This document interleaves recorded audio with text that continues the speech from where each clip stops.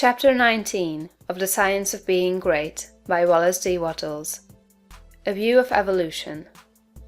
But how shall we avoid throwing ourselves into altruistic work if we are surrounded by poverty, ignorance, suffering, and every appearance of misery, as very many people are? Those who live where the withered hand of want is thrust upon them from every side appealingly for aid must find it hard to refrain from continuous giving. Again, there are social and other irregularities, injustices done to the weak, which fire generous souls with an almost irresistible desire to set things right. We want to start a crusade. We feel that the wrongs will never be righted until we give ourselves wholly to the task. In all this, we must fall back upon the point of view. We must remember that this is not a bad world, but a good world in the process of becoming. Beyond all doubt, there was a time when there was no life upon this earth.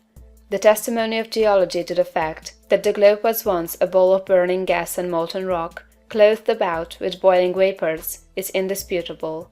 And we do not know how life could have existed under such conditions. That seems impossible. Geology tells us that later on a crust formed, the globe cooled and hardened, the vapors condensed and became mist or fell in rain. The cooled surface crumbled into soil, moisture accumulated, ponds and seas were gathered together, and at last somewhere in the water or on the land appeared something that was alive. It is reasonable to suppose that this first life was in single-celled organisms, but behind these cells was the insistent urge of spirit, the great one life seeking expression. And soon organisms, having too much life to express themselves with one cell, had two cells and then many, and still more life was poured into them. Multiple-celled organisms were formed, plants, trees, vertebrates, and mammals, many of them with strange shapes, but all were perfect after their kind, as everything is that God makes. No doubt there were crude and almost monstrous forms of both animal and plant life, but everything filled its purpose on its day, and it was all very good. Then another day came, the great day of the evolutionary process, a day when the morning stars sang together and the sons of God shouted for joy to behold the beginning of the end. For man, the object aimed at from the beginning, had appeared upon the scene. An ape-like being, little different from the beasts around him in appearance, but infinitely different capacity for growth and thought.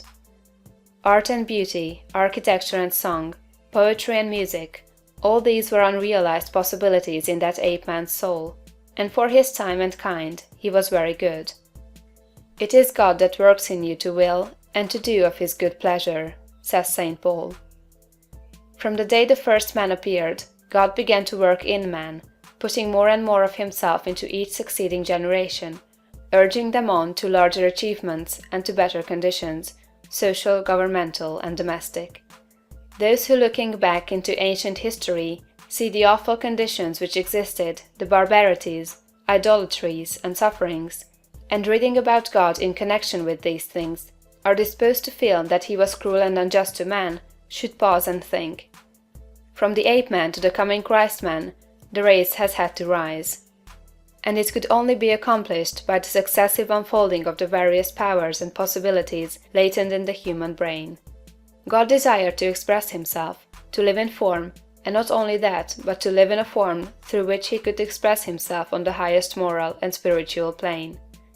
God wanted to evolve a form in which he could live as a god and manifest himself as a god.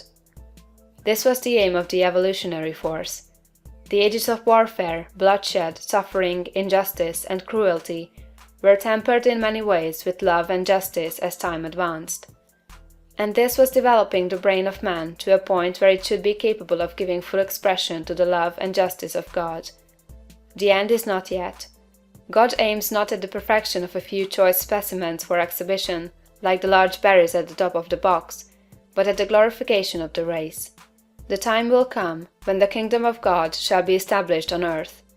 The time foreseen by the dreamer of the Isle of Patmos, when there shall be no crying, neither shall there be any more pain, for the former things are all passed away, and there shall be no night there.